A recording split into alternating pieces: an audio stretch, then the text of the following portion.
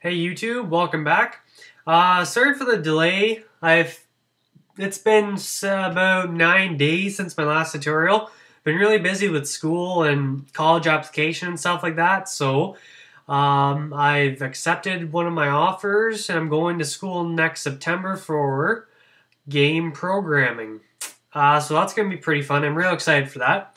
Anyways, so this tutorial is going to be about, I mentioned kind of in the last tutorial, we need to fix something that is like a draw interval, and because there's a better way, actually more preferred way, and the way that it will be used in the future more. It's called request animation frame, and that's what this tutorial is going to be all about. So I guess right off the bat, let's get into it. So first of all, we no longer need this variable, FPS, so you can go ahead and delete that. We also don't need draw interval anymore. Let's see, what we do need is a variable up here, and it's going to be called isPlaying. Now, isPlaying is going to be a Boolean value, so it's either going to be true or false. Now, if you've never heard of Boolean before, basically that's what it means. Something's either true or false. So isPlaying is basically going to be a variable to tell if our game is running right now or if it's paused. So right off the bat, when the program starts, we're going to set the game to not playing. We're going to make it false. So that's the first variable we need. The second thing we need to do is going to be a little confusing, but let's get into it, I guess. So var. Now, what we need to do is type in request anim frame.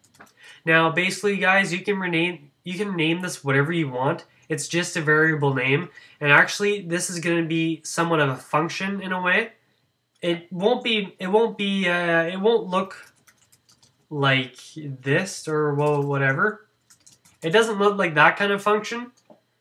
It's defined in a different way. It's kind of confusing, but guys, if you follow along, you'll see quickly kind of how it's going to work. So to start off, we need to do request anim frame. Now, again, guys, you can rename this whatever you want. We'll get into that after. But first things first, window dot request animation frame. This just is basically the same as this, but it shortens it up. You can rename this whatever you want. But window.request animation frame, this is the actual method that we use to request an animation frame with the browser. Now, this is the default way you can do it, but different browsers have different ways of getting to this, and basically it has to become more standardized before we can just use one. But right now, we actually have to do this for about 4 other ways for different browsers, basically. Now, this is an OR. The two pipes make an OR, just like down here in this ternary code here. It's basically setting key ID to this, or if this isn't available, set it to this. That's basically the exact same idea we're doing up here. Request animation frame is going to be set to window.request animation frame, or if this is not available, we are going to set it to, in a second here, just going to even these up, window dot WebKit request animation frame. 2 OR pipes again. Now, like I said, we're going to do this about 4 times, so what we can do is just copy this and paste it. And the last one is actually going to have a semicolon. Also, guys, you have to make sure that you get your capitals exactly right, because again, it is what am I looking? The word I'm looking for. I'll think of it. But anyways, instead of WebKit on this one, we need Moz, which stands for Mozilla or Firefox, basically. This one needs to be O for Opera, and let's take out the kit. And this one has to be MS for Microsoft Internet Explorer. Now, in the future, when this becomes a more standardized method, then all we will need is this one line right here. We won't even need this anymore because this is basically choosing this. If this isn't available, go to this one. If this isn't available, that means they could be using Firefox. If they're not using Firefox, they could be using Opera. And if they're not using Opera, they could be using Internet Explorer. You know what? Internet Explorer is more popular than Opera. So let's just switch these around. Kind of saves the browser time when going through them all. Anyways, that's basically how it works, guys. It's just going through these one by one and seeing which one the browser, the person is actually using for their browser. By default, we set this one at the start. If not, WebKit, Moz, and so on. So that's how that works. And basically, this becomes a function. Window.requestAnimationFrame, what it would normally look like is something like that. It is a type of function that gets a parameter passed into it. So I will show you what that will look like. Anyways, so we got that part done. Now, this also, you guys have to recognize that browsers have to be up to a certain version date. Firefox 4 and up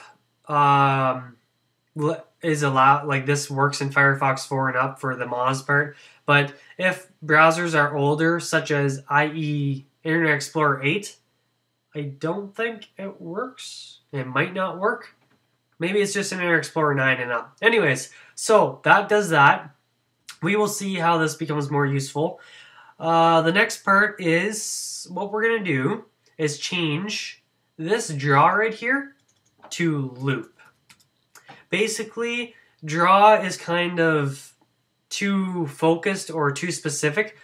A loop, this is actually looping through, or it's going to loop some code over and over again when our game is running, or basically our game's looping over and over again, which is what we want. So let's just define it as loop instead of draw. It's more of a preference for me. You guys don't have to, but that's the way I'm going to be doing it from on now. Anyways, to make it easy, get rid of start drawing and get rid of stop drawing. Okay, the next part is we need to define two more functions. Function, start loop. And, whoops, that's not what I want. Curly brackets. And, of course, function stop loop. You guys could have, oh, I did it again. You guys could have just renamed them, but, I don't know, just start off clean is what I'm going to do. Anyway, start loop.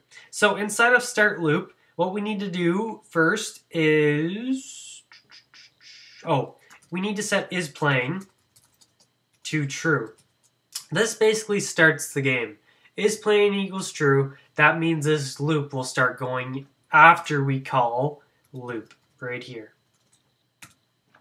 So we call is playing, it starts, well, we make is playing equal true, and then we call loop, which is this function right here. Inside of loop, what we need to do is put an if statement. If is playing equals true. Whoops.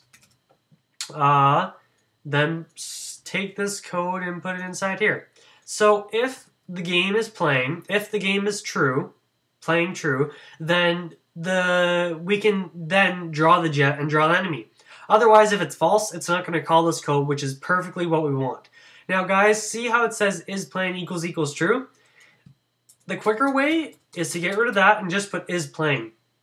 If is playing, basically the program knows that if you just put is playing, the name of the Boolean variable up here, this means that it's true. So, and actually, if you put an exclamation mark in front of is playing, that would be the same as putting is playing equals false. So is playing equals false, short formed is exclamation mark is playing, where is playing by itself is basically short form for equals true. So is playing is true, then we're going to call the jet draw and the enemy draw. Okay, now in the stop loop, all you have to do is set is playing to false.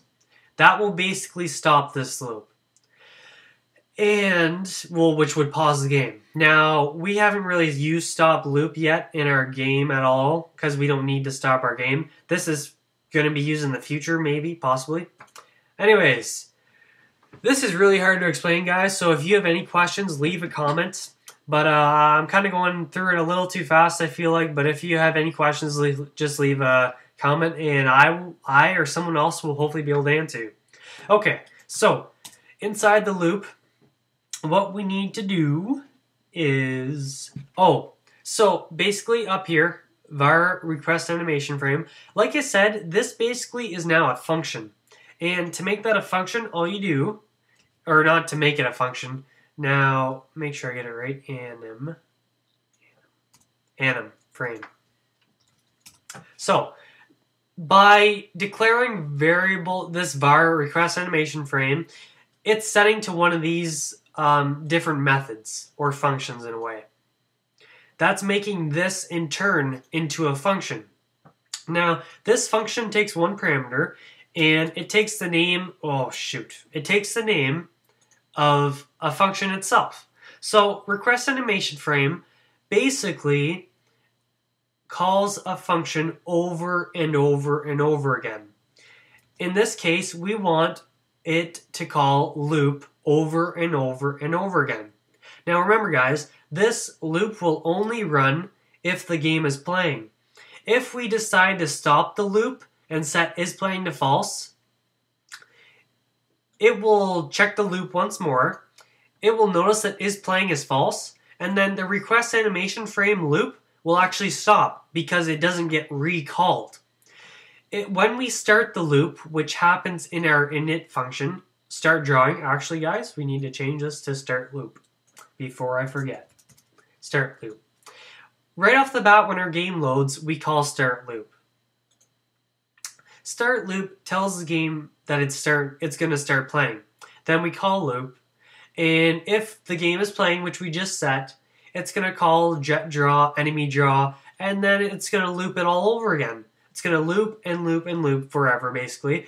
But say we tell it to stop the loop and set is playing to false, it's going to call the loop once more, basically, and notice that is playing is now false, which means it won't do this stuff anymore, which means it stops the loop because this doesn't get called, and the loop therefore can't loop over again. That's basically the best way I can explain it. I know it's going to be really confusing. Also, I should explain what request animation frame actually does compared to draw interval. If we take a look, I'm not going to run it right now, but our draw interval basically tells the browser to draw something every 60 or whatever, every 60 or 10 milliseconds we had it at, every 10 milliseconds draw this jet. Now, over time, that can slow down the browser, and it's not as good for animations, where request animation frame basically is going to ask the browser, okay, when can I draw this jet, and how fast can I draw it? That's what it's doing. Basically the browser, like Google Chrome, redraws a web page every so often, and basically it's syncing our canvas drawing with the web page drawing itself, which makes it much more smoother and much more can accelerate it in a way. Now, at this moment in time, I think I'm on version Chrome 17, Google Chrome 17. I think I just read a tweet from, what was it, Seth Ladd, who is part of Google and their development team. Let's see, where is Seth Ladd?